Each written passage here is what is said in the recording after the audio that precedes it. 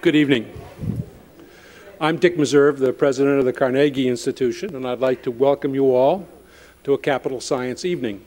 Our event tonight is being hosted by the Howard Hughes Medical Institute, and Jack Dixon, who is the chief scientist and a vice president, is going to say a few words of greeting, and then I'll return to the podium to introduce our speaker.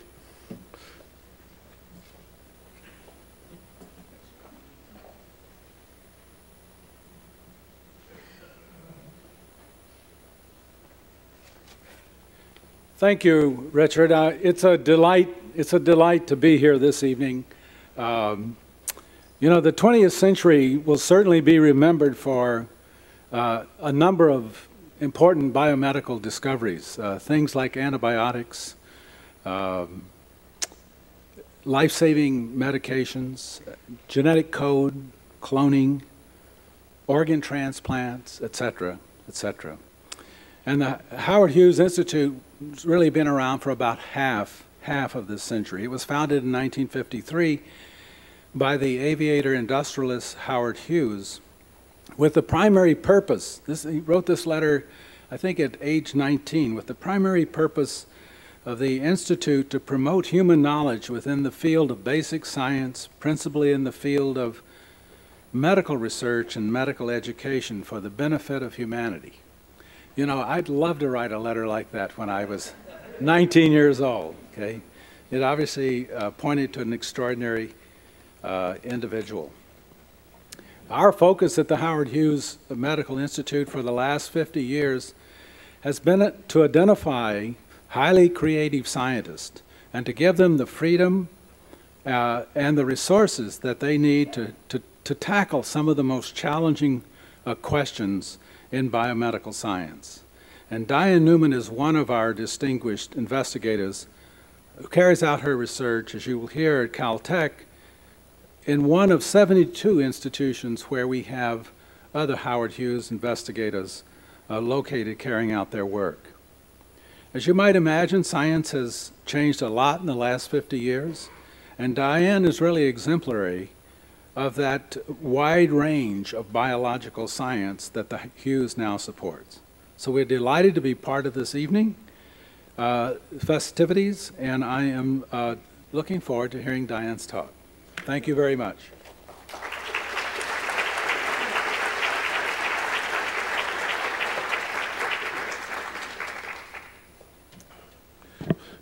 Thank you, Jack. We're really pleased to be able to join forces with Howard Hughes for tonight's event. I'm also very pleased that Carnegie is the beneficiary of having a couple of Howard Hughes investigators at our facilities as well, and we're very proud of that fact. The word bacteria brings up images of germs and disease. Some 100 species of bacteria are known to infect humans, causing cholera, tuberculosis, tetanus, leprosy, and many other diseases, bringing untold misery to millions of people. The rows of antibacterial creams and soaps on grocery store shelves attest to the distaste we have for these organisms. But we should not so cavalierly dismiss bacteria as bad. In fact, bacteria make up more of the human body than our own cells do. There are 10 times as many bacterial cells as human cells in and on our bodies. Hundreds of species live within us and on us. Scientists estimate that about 500 species live in our gut, where they play important roles not only in digesting food, but in developing our immune system. Some also produce and help us absorb vitamins. Another 500 bacterial species live on our skin, despite our best efforts to wash them away. Bacteria also live in and on plants and other animals where, as in humans, they have developed symbiotic relationships. They provide essential functions for the organism in return for a warm, inviting environment in which to survive. Environments for bacteria are not limited to living organisms. They also thrive in streams, soils, rocks, thousands of feet deep in ice-cold lakes, swirling amid boiling water of hot springs and hovering around the deep vents of ocean trenches. This fact raises a host of questions. What enables bacteria to live in so many different environments? How do they, in turn, affect those environments? What roles do they play in the biogeochemical cycles of Earth, both past and present? These are questions that fascinate our guest tonight. Dr. Dianne Newman is a professor at Caltech and also an investigator, as we've heard, at the Howard Hughes Medical Institute. Dr. Newman combines the very small with the very large, exploring how bacteria have co-evolved with the Earth. She examines the chemical reactions that enable bacteria to sustain life, and she uses tools from genetics and molecular biology to explore the role that bacteria have played and continue to play in geological processes. Her work has not only changed our perception of how the Earth was formed, but also has led to biomedical insights into the human diseases caused by some bacteria. Dr. Newman obtained a joint appointment in 2000 in Caltech's divisions of Geological and Planetary Sciences and Biology, becoming a Howard Hughes investigator 5 years later. In 2007, she left Pasadena for Boston to become the John and Dorothy Wilson Professor of Biology and Geobiology at MIT. But in 2010, she returned to the Caltech campus to be closer to family. In coming to Washington, D.C. today, Dr. Newman is in effect coming home. Although she was born in Argentina, her father was a diplomat, she spent much of her childhood here in the D.C. area, and I know some of her friends from that time are here. She attended the Fairfax County Public Schools. She went on to Stanford and received a BA in German Studies in 1993. In 1997, she earned her PhD in environmental engineering from MIT. She became, as she says, a believer in the beauty of bacteria during a course in microbial diversity that she took and later taught at Woods Hole. Later, she returned to Boston to complete a postdoctoral fellowship at Harvard Medical School.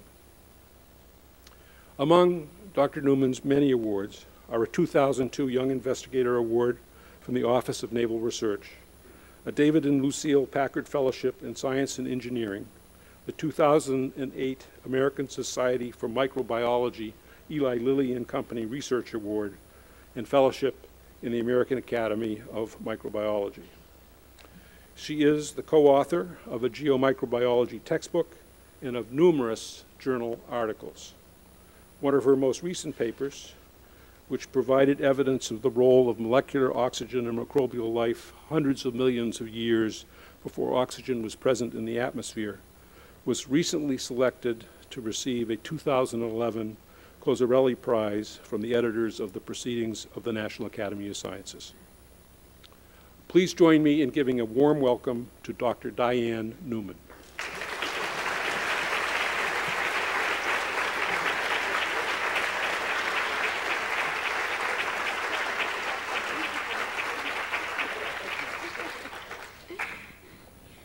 Thank you very much. I just said that was a truly incredible introduction. You've just essentially heard my talk, and what I hope only is that good things are worth hearing twice, because many of the really important points I wanted to make have already been conveyed. And so this time, let me say them again with feeling and also with some beautiful imagery to underscore some of these important points.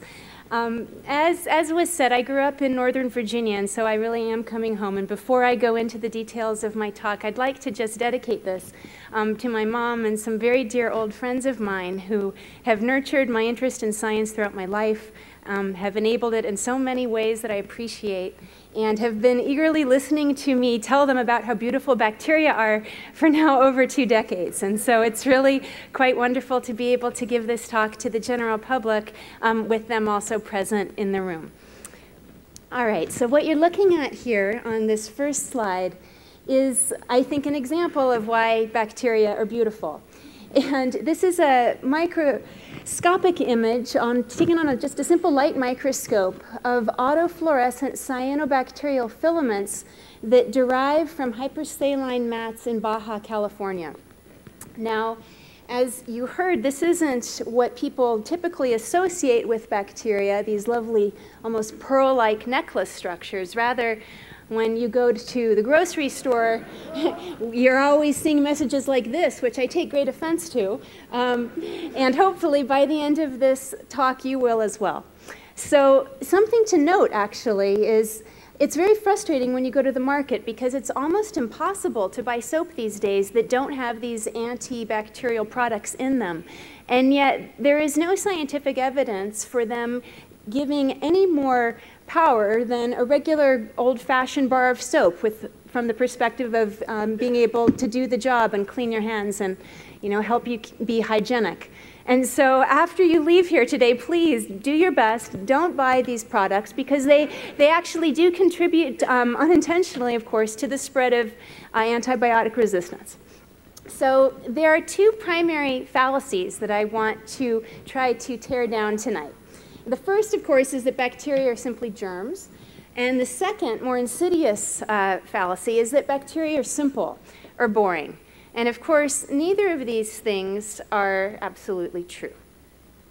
Now, going to the web, you can find a lot about bacteria's germs, and here's one nice example. This is a poem by Candace, who will otherwise remain anonymous, and she ever so eloquently says, "Germs, germs everywhere, even on a little pear. Germs, germs all around, even on the dirty ground. Germs, germs make me sick, especially on a candy stick. Germs, germs are so small, even on a bouncy ball." Well, Candace did get a lot of things right. They can make you sick, the bad guys, that's true. They are very small, and indeed they really are all around. And if you just looked into Candace's teeth, you might find an example of this. And so these are plaques or bacterial biofilms growing in abundance on the surface of the tooth. And if you were to take a scanning electron micrographic zooming in picture of this, you would find more than 700 species that thrive within the plaque on our teeth. So if nothing else, this may encourage you to brush your teeth extra well tonight. But what I want to convey today is not this aspect of microbiology. Let's not let a few apples spoil the whole lot. So out of greater than 30 million, and this number you should also take with a large dose of skepticism, this number could be as high as 1 billion. It's actually very difficult to get a handle on how many bacterial species are out there, and we can discuss why that's challenging later. But regardless, it's a very large number. Out of this very, very large number, less than 80 are known to be pathogens. And so I think it's important that we recall that many bacteria enable our daily life. And so these are just some familiar examples. When we enjoy our wine, yogurt, cheese, and sausages, these products become what they are due to microbial metabolism, and in particular, lactic acid bacteria, catalyzing specific types of fermentation, are responsible for the production of billions of dollars worth of fermented products per year in the United States alone. And yet this is really, I think, just a very easily accessible example of why we should care about bacteria and why they're good. But much more importantly, they've given us the air we breathe. And so our ability to take in any given breath tonight has come about thanks to the invention of the remarkable process of oxygenic photosynthesis. That is the fixation of carbon dioxide to biomass, coupled to the oxidation of water to molecular oxygen. And this was first invented billions of years ago by certain types of organisms called cyanobacteria. And over billions of years of Earth history, these organisms became engulfed by other organisms. They became what are now known as the chloroplasts inside algae and plants very familiar to us that produce oxygen. And because of this invention, coupled to many other important global processes involving physical and chemical mechanisms, the Earth became one where we have an atmosphere that we can now breathe today that's filled with oxygen. And our ability to breathe it is also microbial in origin. And so as we take in that oxygen and we eat our dinners tonight, the reason that we're gaining energy from this process is because within all of our cells, there are organelles called mitochondria. And these mitochondria are, again, nothing more than ancient microbial cells that were engulfed by some other life form billions of years ago, which over time became this organelle that drives aerobic respiration that generates ATP, the main energy-yielding currency within human cells today. So with these examples, let's begin to dispel the myths and celebrate the truth. And so the truth that I want to walk you through, as I see it, is that the microbial world is ancient, vast, diverse, and fascinating, and very much global in its impact. So let's begin thinking about the history of these wonderful creatures. Now, we all know that the Earth is very old, roughly 4.6 billion years old. And the science of trying to learn about life's ancient past is a very exciting one. And the farther back in time you go, the more exciting in some ways it becomes, because the clues become that much more difficult to decipher in a rigorous fashion. And so what we now know from diverse lines of evidence, including morphological fossils, so by that I mean just the shapes of things that are preserved in very old rocks, or a more subtle type of fossil, a biomarker, which is also called a molecular fossil, that can be both a particular structure in terms of its carbon backbone, such as these compounds here. These are called hopanoids, which are related to steroids. And these molecules were first invented by bacteria over 2 billion years ago. And we know that because we can actually extract these carbon backbone skeletons from very ancient rocks that date to billions of years ago in Earth history. And even more recently, we're gaining insight into the evolution of life through this incredible revolution that's come through advances in technology and our ability to sequence DNA from all over the world. And from those sequences, to be able to pinpoint particular enzymes that catalyze processes that likely are very ancient. And then once we have the sequences of these enzymes, we can reconstruct protein families and family trees of these proteins and get some type of idea of which came first. So from these various types of approaches in doing paleontology, you can go back a very long way. And some of the earliest evidence for microbial life on Earth dates back to 3.8 billion years ago. And I would just like to emphasize that when most of us think about fossils, we're thinking about large macroscopic things we can see, a dinosaur footprint here or a trilobite fossil there, stuff that happened much more recently in Earth history. For example, the Cambrian explosion that left us with these beautiful fossils preserved in the Burgess Shale that you can see in the Natural History Museum here on the Mall. And while as dramatic as those fossils are, they're very minute in terms of the amount of geologic time that they show us that these more common forms of multicellular life have been around. And it's really the microbial world that has absolutely dominated the history of life on this planet. So let me now just show you a few dramatic examples of where microbes have had an impact. And I'll begin with one that many of you might be able to relate to, or perhaps you might have even been there yourselves. So does anybody recognize what this is? Yes, Dover. It's the White Cliffs of Dover. And the reason that this is a microbial fossil is because it comes from the Cretaceous time period, roughly 89 to 85 million years ago from the bottom to the top of this cliff. That's when the dinosaurs were roaming the Earth.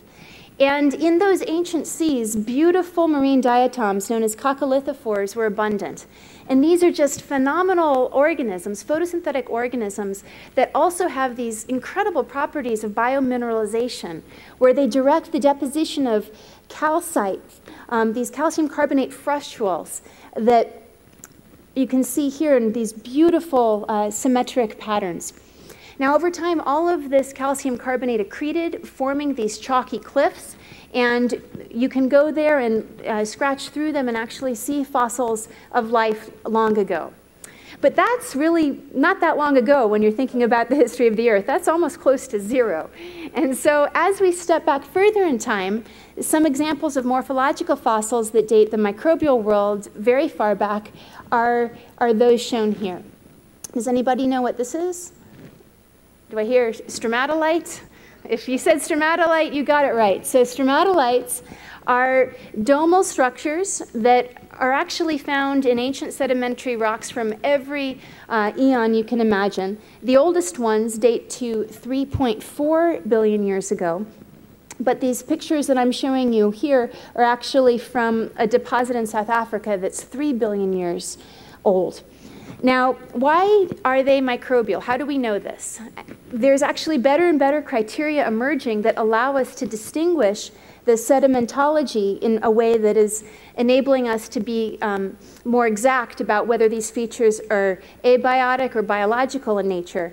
And with these criteria, Earth scientists have been able to actually show that certain types of these structures can only form via the activity of microbes growing in communities that organize in specific ways. Now, we know this in part because today we see relatives of these communities growing in different parts around the world. And one beautiful place where you can go see them is Shark Bay, Australia, where these stromatolites can become quite large, actually several feet in height. And if you zoom in into the top of these domal communities, you can find the types of organisms that likely deposited these fossilized versions that you see here. Now, one more example before we move on from antiquity to other microbial attributes, and that is my favorite fossil. Although looking at this, you might think fossil. This doesn't look like a fossil. This looks like an iron ore mine. And it is an iron ore mine, so you would be right. But the reason that I call it a fossil is because it's a very special iron ore mine. This is one that's called a banded iron formation. And these constitute 90% of the world's source of iron. They're found on every continent around the world. And their depositional history is also very broad and very ancient. So some date back as old as 3.8 billion years, and many formed around 2.4 billion years ago. And so this is right around the time when oxygen is thought to have first begun to be produced by microbes in the oceans. And so the idea that these ore deposits reflect microbial activities is one that's been around for a long time. However, it's only in recent years that we've begun to appreciate that the types of microbes that might have contributed to the deposition of these formations at different stages in Earth's history may have been quite different from one another. So let me explain what I mean by that. So as we back up from these beautiful sediments, we have to ask, well, how did they first form? And on an ancient Earth, they didn't start off as these big iron mineral deposits. In fact, the iron back in ancient seas was all dissolved and was in the form of ferrous iron, iron 2, the reduced species. Now, the first step towards making these rocks is for that iron to become oxidized to ferric iron, iron 3. After this happens, it will rapidly speciate and go down a pathway where it becomes a mineral, such as ferric hydroxide shown here. And then it transforms, and through diagenesis, which is the process of a sediment turning into a rock, it winds up becoming the forms that we see here today in these beautiful banded iron formations. Now, this first step is where the microbes really exerted their influence. And there are two primary ways this could have been achieved. I should also mention that there are abiotic mechanisms where iron can be oxidized as well, but they're thought to be much less significant in terms of the generation of these deposits for reasons that I can elaborate upon later. So the first scenario is that this oxidation process was mediated by a very ancient type of phototrophic organism called an anoxygenic phototroph. And that simply means a phototroph that doesn't make oxygen.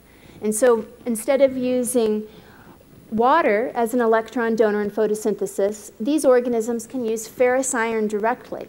And so all they need are light, carbon dioxide, ferrous iron, some essential trace metal nutrients, and sure enough, you incubate them in a bottle for just a few days, and this clear solution where you have CO2 and ferrous iron will turn rusty. And there's absolutely no oxygen in these bottles. Now, they're purple in the middle because here they're growing on hydrogen as the electron donor. And when iron isn't around, you can actually see the beautiful carotenoid pigments that help channel light to the reaction center that drives the beautiful biochemistry of photosynthesis in these organisms. So here is an example of a microbial process that catalyzes iron oxidation that could have contributed to the deposition of some of these major sources of iron ore around the planet. And yet it's not the only important process. In fact, the process that was thought to be the dominant mechanism for the formation of these was actually believed to be oxygenic photosynthesis.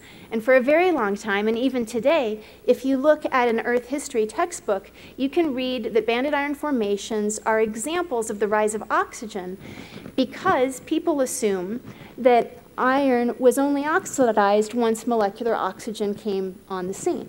And so in this process, which is mediated by oxygenic phototrophs, that is, bacteria that take water as an electron donor and generate molecular oxygen as a byproduct, that oxygen could then chemically react with the ferrous iron in the seawater and oxidize it to ferric iron, thus going down the pathway to form these beautiful ferric hydroxide mineral deposits that are preserved here. So one way or the other, these microbes, via a photosynthetic process where the reductant was some reduced substrate like ferrous iron, or later in Earth history when photosynthesis matured to the point where it could utilize water as the electron donor in photosynthesis, were contributing in a very fundamental way to the generation of what we now see as these massive iron ore deposits. And this period in time where there was a transition from an anaerobic world to an aerobic world is one that is still very enigmatic and a very exciting area to study because it's the search for clues that are rigorous enough to give us a key insight into which types of metabolisms were relevant at discrete intervals of Earth history that is the subject of some of the efforts that we do in my laboratory as well as many others around the world. And it's an exciting field to be in. So today we have a beautiful example of the global impact of the legacy of microbial photosynthesis.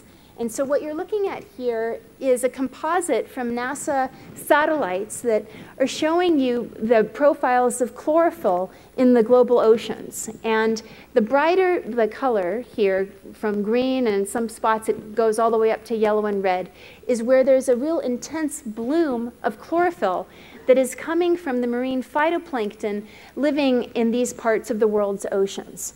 Here you see the equatorial Pacific that is known to be an important habitat for marine phytoplankton.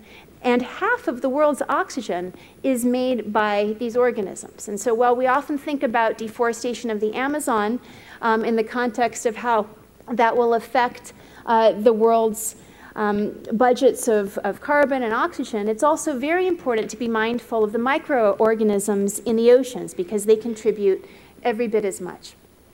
So now that we've gone through a tour of just a few examples of the antiquity of the microbial world, let's talk about the numbers. And so you heard a few good numbers before, and I have some to add to really impress upon you just how ubiquitous this world is. So of course I want to start with a quote by Anthony van Leeuwenhoek, the discoverer of the microscope, the inventor of the microscope that really opened this world to our eyes. And he observed, somewhat similar to Candace, though my teeth are kept usually very clean, nevertheless when I view them in a magnifying glass, I find growing between them white matter as thick as a wetted flour. The number of these animals in the scurf of a man's teeth are so many that I believe they exceed the number of men in a kingdom. Well, that's actually an underestimate. So let's talk about how many microbes there really are on Earth. And let's bring it home to something familiar. Okay, so we're in DC. So this is now not the big metropolitan region. This is just DC proper, well, not so big. So 300,000. Los Angeles, where I come from, that's a bigger metropolis, and there we're up already to 10 million, believe it or not. And in the state of California, 35 million. In the United States, approaching 300 million. And you may have recently heard that the world has now crossed over the 7 billion mark. This is actually an old slide that I forgot to update there. However, these numbers, while impressive, really just don't hold a candle to what's going on amongst us at the microbial level. So anybody, think to yourself, what power of 10 would you guess are the number of microbes? I can't hear you, unfortunately, but maybe you'll be surprised. So 10 to the 30th. Now this number is so overwhelmingly large that I did a calculation to try to make it a bit more graspable. So I said, okay, if I take as an example of a microbe that's just 1 micron in its length, and I lined up each of these microbes end to end, how many times would I be able to travel back and forth between the Earth and the Sun? Well, it turns out I could go on 200 trillion trips. And that's a pretty big amount. But this itself is actually nothing when we think now about the world of the viruses. And so these aren't microbes, but I'm going to include them just because they're incredibly important, actually, in the biosphere. They're agents not just of disease, not just of making us have colds, but they're agents of global gene exchange. And their numbers are just staggering, so 10 to the 31st. And if you lined each of them up, you could travel for 100 million light years before you'd get to the end. Pretty impressive. All right, so let's now bring it back to ourselves. And if you missed the number in the introduction, I'm going to give it to you one more time. I now encourage you to take a look at the surface of your skin, just a square inch of your skin. So it's been estimated that in that square inch you have anywhere between 5 and 50,000 bacteria. And as you go through other parts of your body, the densities become even greater, the most important being that in the colon. And the total per person is up to around 70 trillion. Now, again, re-emphasizing an important point that was mentioned, what's astounding about this, and I really personally see it almost as an existential crisis of human identity, is that there are 10 times the number of microbial cells within and on a human body as there are human cells. And more importantly, perhaps, is the fact that there are 100 times the number of genes within the human microbiome than within the human genome. And when you think about that, it really is an existential, not a crisis, I think it's an existential opportunity. And this opportunity is really being embraced and recognized by many investigators throughout the world. It's one of the most exciting areas within the microbiological sciences. And what's emerging, and please note that this is a very new field, and the directionality of the correlation between the microbial population in the gut and these various diseases is one that is still the subject of active research. Nevertheless, many of these very important diseases are now being linked to changes in the microbial ecology within the human gut. And I predict that within the next 10, 20 years, there's likely going to be a Nobel Prize awarded in this area, and it's really revolutionizing how we're thinking about approaching certain types of human problems in medicine. Okay, so back to the larger environment, away from the human body. Let's ask, where else are these bacteria? Well, they're in the air. And living here in DC, we do get snow, not as much as in Boston, but we do get snow. And what I want you to remember next time it snows is that within any given snowflake, more likely than not, is a bacterium at its core that has nucleated the ability of that snowflake to fall to begin with. Within animals and within ourselves, the excretion that we do per year is quite remarkable. So adult humans excrete our own body weight in fecal bacteria every year. And then looking now to other environments, soils and aquatic systems, these comprise even greater numbers of organisms. One, again, that just contextualizes it is that the number of microbes in 1 teaspoon of soil is equivalent to the number of humans in Africa. Now, as impressive as these things are, I think what I want to draw your attention to is what I'd like to call the new frontier in terms of microbes and their impact on our planet, and that is the deep subsurface, both the terrestrial and the marine. And so one example I want to give is this very exciting discovery in the past decade of the anaerobic oxidation of methane throughout the world's oceans. So at various places around the globe, there are things called methane clathrates or methane hydrates. And this is when methane becomes sort of in an icy form at very high pressure.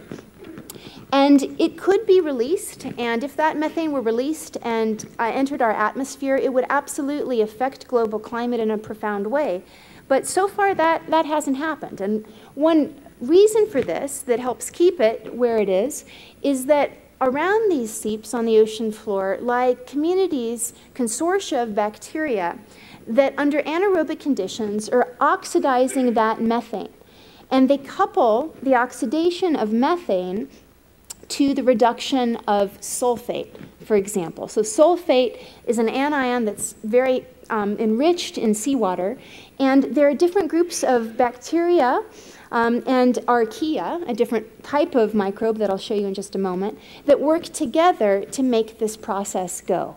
And so it's just been within the past decade that we've had the ability, due to advances in molecular techniques as well as high-precision geochemical techniques, to be able to attribute the oxidation of methane to a very specific mechanism that is microbial mediated.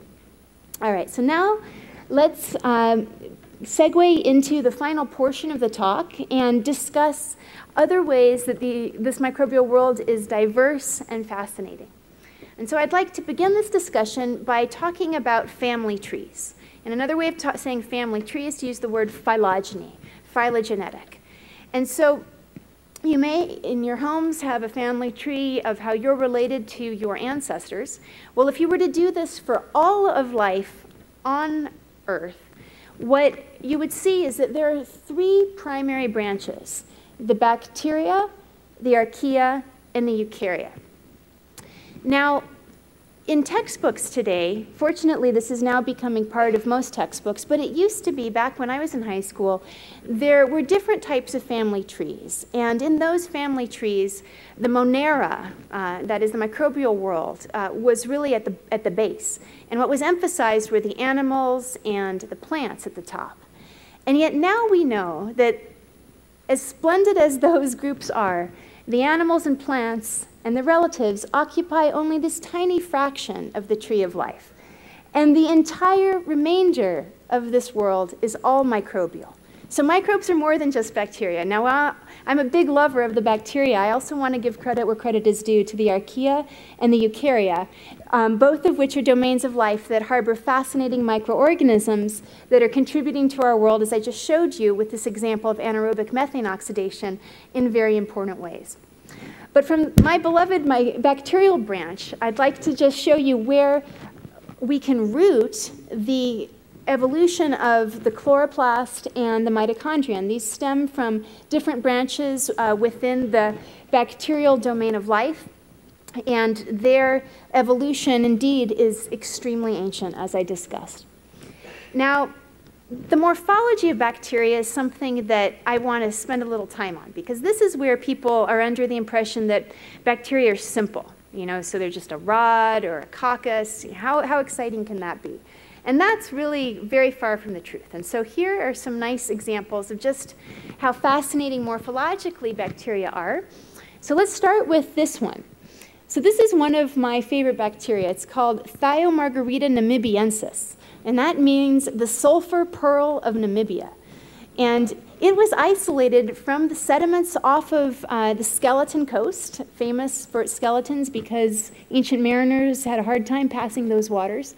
And as you go into those sediments, what actually you find is a lot of sulfide there. Sulfide is coming from sulfate reduction that I alluded to earlier.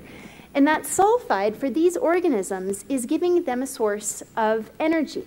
And they can oxidize the sulfide because within their cells, they have these giant vacuoles that they fill up with nitrate, which is what they use to respire the sulfate. So where we burn carbon with oxygen, they effectively burn sulfide with nitrate. And that's what makes them so large. And so these guys, unbelievably, are the diameter of essentially the eye of a fruit fly. Now that's quite unusual. Most bacteria aren't that big. However, when they come together in communities, they can do amazing things. And so here's one example of this. This is a photograph from my laboratory where we're studying how certain types of bacteria self-organize into communities to form these gorgeous structures that you see here that are now at a different scale. This is 1 millimeter across. But the example that I really want to highlight is on the right.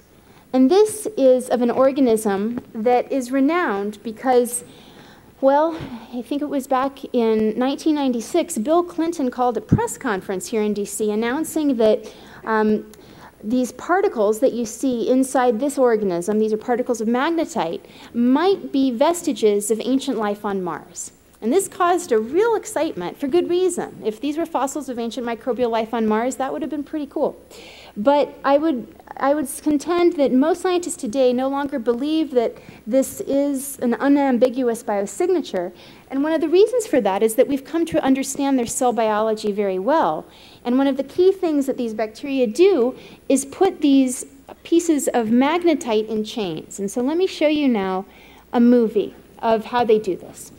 So this is a beautiful series of images taken on a cryo-electron microscope from my colleague Grant Jensen at the California Institute of Technology, his laboratory. And what we did is image a single cell of this bacterium, Magnetospirillum magneticum. And what you're looking at now are these beautiful pieces of magnetite in red that are held within magnetosomes. So these are vesicles that bleb off from the inner membrane that have 5 nanometer necks. This is extraordinary. It's so extraordinary, I think it's worth seeing this again. And so as we go along, you're seeing the magnetite come into view, and I'm going to walk you back through it now. The yellow fibers that you see are actin-like filaments, and actin is a very important protein that is found in the cytoskeleton of many different organisms, including higher organisms like ourselves, and it is what is positioning these things in a line. And it's their ability to be in a line, which is a unique biosignature, because without the actin filament, they would collapse. So there we go, a nice example of morphological complexity in bacteria, and one that, if you understand it at depth, can actually help you understand very important cell biological phenomena across many branches of the tree of life. Now, a few more examples of neat things that microbes do. So let's talk about their behavior. Well, one of the best examples of this comes from bioluminescent squid. And so this is this Hawaiian bobtail squid, Euprymna scalopes, that my colleagues Ned Ruby and Margaret McFall-Nye at the University of Wisconsin-Madison study. And this squid is incredible because as it buries in the sand at night, it takes in bacteria from its environment, and they colonize its gut. And when they reach a crucial cell density, they begin to emit light. And the thought is that as these squid are nocturnal predators, as they're swimming around, they're masked. They're sort of like a stealth bomber from predators below them, because the light that is emitted by these microorganisms in their gut is emitting light that is very similar to moonlight, and so they can't be seen. So this is a really neat example of a symbiosis, and it's actually understood at an extraordinary level of molecular detail, as is true for another beautiful bioluminescent bacterium called Vibrio fischeri, here that you see on the right. And so this is an organism where you just shut out the lights, and boom, you get these beautiful luminescing plates in the dark, and this is a natural process. Now, my friend and colleague Bonnie Bassler, who's also an HHMI investigator, has made a wonderful career of studying these organisms. And whereas you might think, okay, so bacteria, they glow in the dark, so what? Well, what's become clear is that by studying this process, she and many others around the world have actually come to appreciate that the molecular signals that these organisms use are the same that many pathogenic organisms use to coordinate their activities in the context of virulence. And so by understanding something as funny and seemingly bizarre as this, now Bonnie and others are being able to develop novel therapeutics to break down these lines of communication in the context of infectious disease. So that's pretty exciting. But not only does this have relevance for medicine, it also has global relevance. And so just to show you an example of the magnitude of this, here is an image taken, again, by a satellite of the globe. And what you can see is that here off of the east coast of Africa, this is right off the coast of Somalia, there was captured in 1995, January 25th, 1995, this really amazingly large glowing structure. And this is so large that it's actually the size of Connecticut. And it's believed that this glowing structure here is what used to be described by ancient mariners as milky seas, and it is emanating from the very type of bioluminescent processes that I just described. Now finally, my last example of neat bacterial behavior comes from something we like to do in my lab all the time when we're sort of in a mood just to get in a zen zone. And that is that we take our tubes and we shake them and we look at the color change. And so why would we want to do this? Well, it's fun. And as you can see, as you shake the tube, it becomes this nice turquoise-y color. And if you let it sit, it goes to a yellow color. And the reason that's happening is that within these tubes are bacteria known as Pseudomonas aeruginosa. And these bacteria produce these beautiful phenazine pigments, which have different colors depending upon their oxidation state.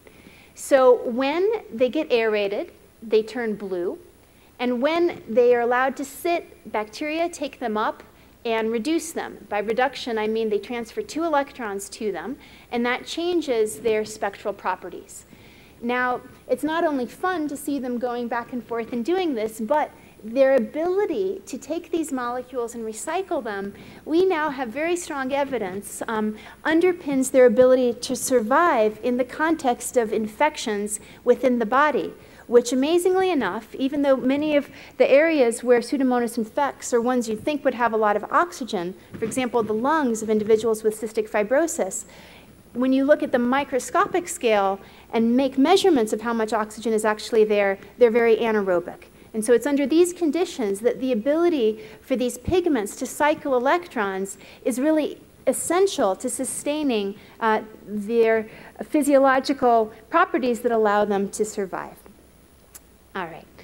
So everything I've showed you is really just a chain of different examples of how microbial metabolism underpins phenomenon that reach from medicine all the way to global processes. And so I just want to spend a couple slides giving you a few rules, very simple rules about microbial metabolism. All right, now the thing to remember here is that really microbes, in this case, they're simple. All they really want to do is divide. Besides that, they're not simple because in order to divide, they have to do incredible things at the biochemical and biophysical level. And so to do those things, they need energy and they need carbon. And so metabolism, writ large, can be broken down into 2 components. Catabolism, which is the process of taking substrates and converting them into products, and in so doing, generating energy, such as ATP. And this energy being coupled then to the anabolic side of metabolism. That is the conversion of monomers to cellular constituents. So taking different bits of sugars together, linking them up to form polysaccharides as an example of biosynthetic processes that form the building blocks of life. Now, what's amazing about bacteria is that they're so much more chemically sophisticated than we are. We're really boring. All we can do is take energy from organic carbon and we can burn it by using molecular oxygen. But bacteria can take energy from all sorts of chemicals. They can be inorganic, and I've given you a few examples of these. They can be organic. We often, easily think of glucose as an example, sugar, but bacteria can break down oil spills. So the Deep Horizons spill is now actively being degraded by microbes that are able to use the constituents of oil as an energy source.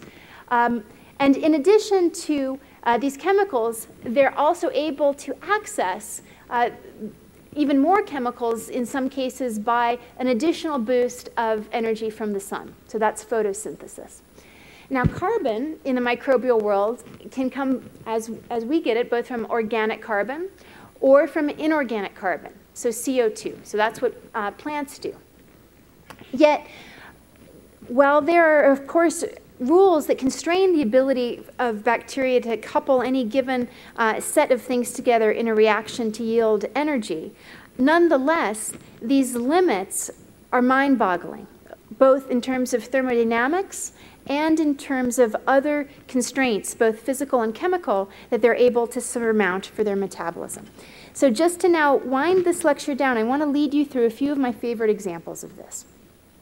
So you might think that if you were an organism, you wouldn't be able to grow at pH of 0, but that's not the case.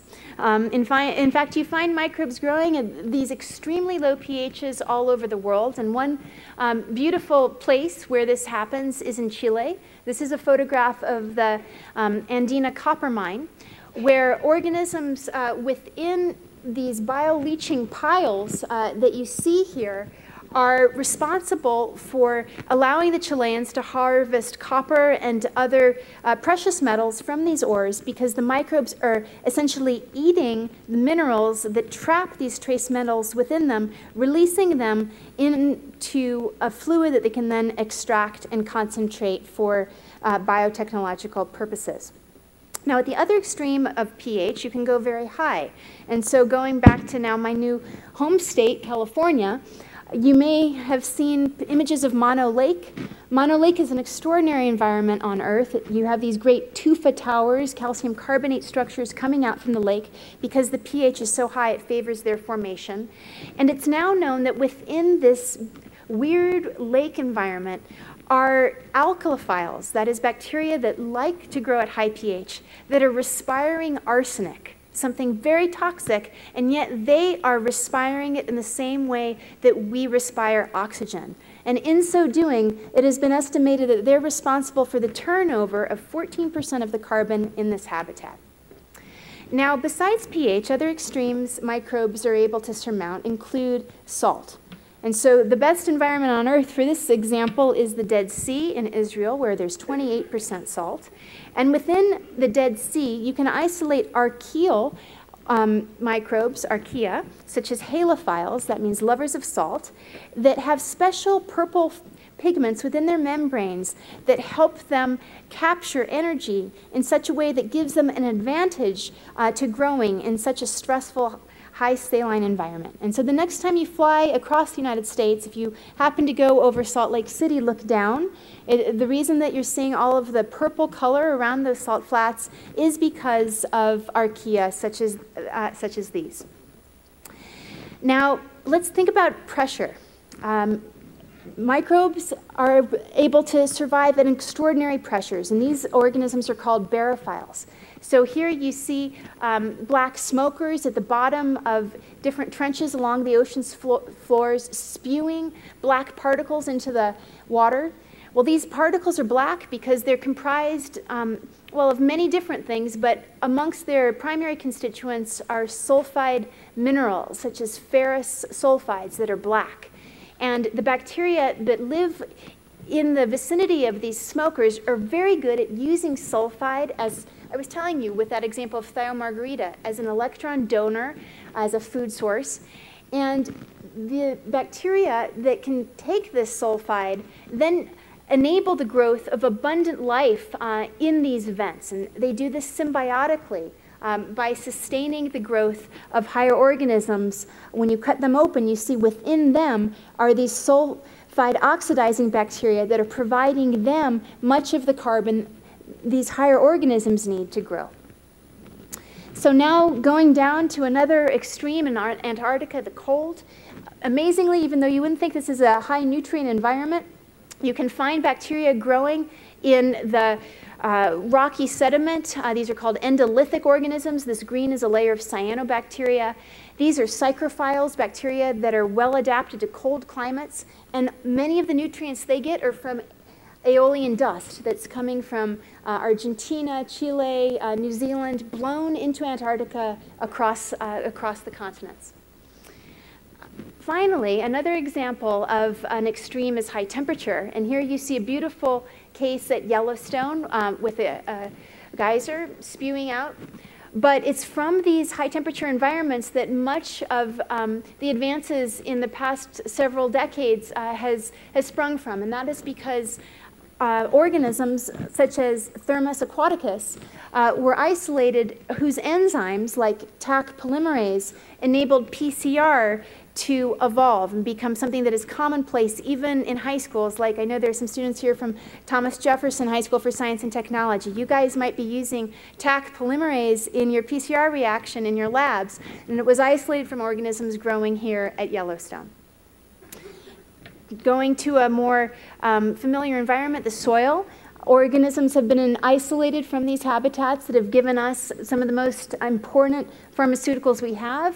This is something that's not new. Back in 1929, Fleming discovered penicillin from a mold that was able to inhibit the growth of bacteria in its vicinity. And these days, I want my son to notice this, when he gets an infection, we take Mrs. Pink, which is just nothing more than this old compound produced by this fungus that we can bottle and is able to help a lot of little kids when they have an ear infection. So it's a good example of why we care about bacteria.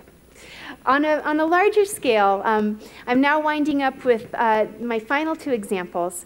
In agriculture, we're incredibly grateful to the microbes because while we have the Haber-Bosch process that can generate fertilizer and ammonium, this exists and is only possible under very extreme conditions chemically. And yet, naturally, different bacteria like Pseudomonas species, Rhizobiales, are natural fertilizers that through the invention of incredible molecular machines such as nitrogenase, here you're seeing the crystal structure of this wonderful enzyme nitrogenase, it catalyzes the conversion of nitrogen, dinitrogen to ammonium, which plants can then absorb. And so in some places around the world, like Brazil, many crops are now being sustained with respect to their nitrogen demand by microorganisms as opposed to chemical fertilizers. Finally, one outlook for the future that's quite timely is within termites. And so you might think, well, nobody likes a termite. We try to exterminate them.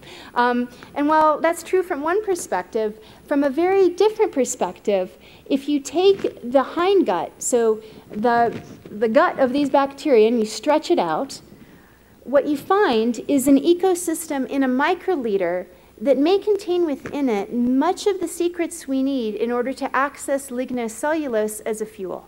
And so the Department of Energy is investing in research along these lines to access the tremendous enzymatic potential contained by members of the microbial community from the termite. And so it's not, it won't be surprising to me at all if within a decade or so we'll have increasingly good mechanisms of generating energy from wood because of the diversity of enzymes contained within this microbial world. So to conclude, if you remember nothing else from this, please go find yourself a nice old-fashioned bar of soap that doesn't say antimicrobial. And more important, let's just be aware that both within ourselves and all around us is this incredible world of organisms, really almost without end. And let's celebrate the microbe.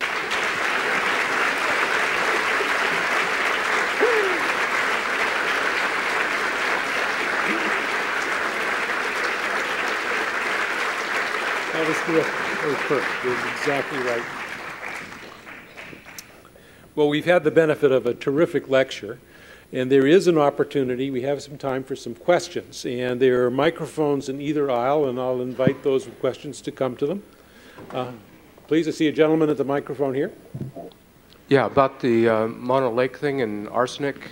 My recollection back then was that the thinking was that arsenic had actually taken the place of, I guess, phosphorus as the primary, part of metabolism. And then there had been maybe a reconsideration that maybe there was still enough phosphorus that was the main pathway. Has that been sorted out? So You're comparing two different things. Okay, so let me clarify that. So this, what I showed you, is arsenate being used as a substrate for respiration. Like we use oxygen and we convert oxygen to water when we respire.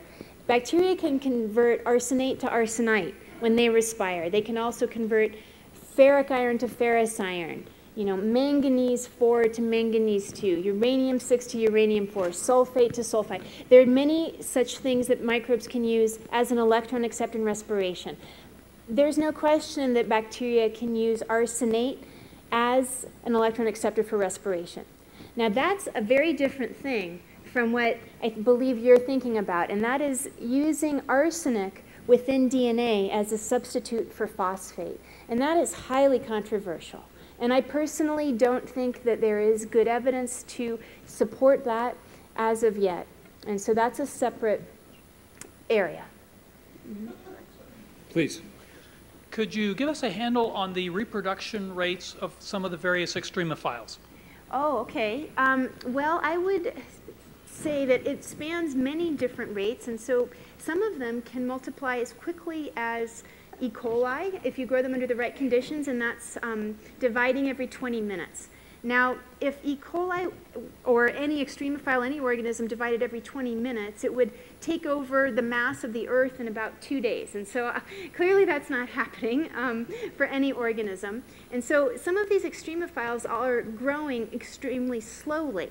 And many of them can double once every 10 days, or perhaps once every month, maybe even once every year or longer than that. This is a really interesting problem of how do we actually make measurements in these extreme habitats to be able to know specifically what the division rate is. And so I would just say that the best answer is that it can vary over many orders of magnitude. In a sort of old book, A Full House, Gould quoted gold as saying there was a large amount of biomass in the actual rocks. Where does that stand now? What do we know more? Yeah, okay, so, well, we know that there are, I should say, we have only been able to, the big we is the whole all the microbiologists on Earth who care about the deep subsurface have access to a limited number of sites. And so there are places in South Africa where you can go into these deep gold mines, you can go to the bottom of the oceans. Some of that research is supported here by, for example, the National Science Foundation. Within some of these habitats, you can find biofilms that grow to great densities, and yet they only are colonizing particular fissures because in certain locations you have everything you need in order to sustain life. And so while you can, if you average for 2 kilometers of the Earth's deep crust, you can come up with a huge number. I think it's 10 to the 29th is what I showed in one of my previous slides. That's an average value. And so you can have very sparse populations or very dense, and it depends on where you are. If most of our cells in our body are bacterial, what's the percent weight of the bacteria versus our own body's weight? Oh, that's really a great question. I wish I knew that off the top of my head. I don't. I'm going to have to look that up. I'd venture to guess it's small. It's something like 10%, I think, because there's so much water that we have. But I'd need to check that to give you an exact number. But I bet if you Google it, you'll find out. Hi, I'm a teacher at Fairfax County Public Schools, so thank you very much. Give you a plug. And actually, for teachers, I had this. I wanted to make sure all teachers in the audience knew about this resource. All the students, too. You guys, you can have an iPhone app about the microbe world. It's amazing. But more important than the app is the fact that... They're downloading it right now. Excellent. All right, that's great. Is this website put out by the American Society for Microbiology that has incredible teaching resources if you're interested in this type of thing. Okay, sorry to interrupt you. Oh, no, thank you. You mentioned about the colonizing bacteria, and they reach a certain density threshold. And then they begin to bioluminesce or to. Yes. So what do we know about the signaling mechanisms that are going on there, telling them, okay, we're at this density and go ahead and do your thing. A tremendous amount, and that's work, as I said, from my colleague Bonnie Bassler's lab at Princeton, as well as many others around the world. What is known is that there is a sequence of what are called quorum-sensing molecules, such as acylhomoserine lactones, quinolones. There's a diversity of chemical structures that bacteria make and then excrete. And when they get to a critical threshold density, there are specific receptors on the surfaces of cells that recognize them and bring them into the cell. They're able then to bind to particular proteins within the cell, which will then allow RNA polymerase to locate particular genes, transcription will happen, and you'll get a whole regulon of things that are only induced transcriptionally once you are at this critical threshold density. So that's why it's called quorum sensing. And many steps in this process are understood even at the level of the structures of the proteins and the structures of the ligands that they bind. And that's why novel therapeutics are now starting to be designed, because we understand it that well. Most of them are intracellular, the receptors? They are on the surface of the cell, and so then they can take these compounds up into the cell, and it's only once they're inside the cell that they can affect transcription. We've all seen sci-fi movies of things that are bad for us, and I'm just wondering, you mentioned bacteria that eat oil. You know, what if they got into our oil reserves or something like that? Are we afraid of bacteria? Do we need to fear bacteria as the end of the human race? Not at all. In fact, I think we need bacteria to be able to access these tar fields in Canada. And that's actually something that is being discussed by oil companies like Schlumberger. So I have a friend at Caltech, Victoria Orphan, who studies the ability of organisms to grow in these type of environments. And Schlumberger has come to her to talk about this because much of the form of oil that increasingly is what we're left with is this really very difficult to mine goo. And what we need is to actually help break it down into a more mobilizable state, and it's thought that microbes might be able to help catalyze that process in a way that's economically useful. So I think they're our friend much more than our foe there. Yeah, our final two questions. So first off, that was a fantastic talk. Thank you. Question, you mentioned, and I was glad to see this about these bacteriostatic or cidal products that really don't do any good, but they do get into the environment. And usually we worry about antimicrobial resistance. Is there any evidence that that sort of thing or agricultural use of antimicrobials is actually disrupting the sort of ecologic relationships that bacteria have with you know, the sort that you've seen where they're actually wiping out populations of bacteria? I don't know if there's any data on that.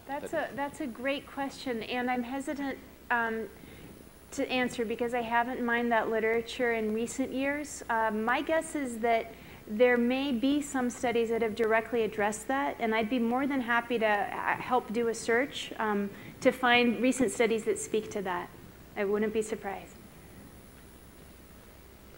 I was thinking, when you were talking about the extremophiles, and I was thinking, well, it doesn't have to be an extremophile, but I was thinking of the famous cold virus that was found on the Surveyor 3 camera that was brought back by Apollo 12 that survived for almost 3 years on the moon in a essentially zero gravity, no oxygen environment. Right. I think that one of the things about microbes is their ability to go into these quiescent states and yet recover, which is an extraordinary ability. And it's one of the things that we understand the least well about them. How do you sustain the ability to then come back and be metabolically active after years of stasis? That's a really interesting problem. Dr. Newman has really provided us with a fascinating evening. Please join me in thanking her.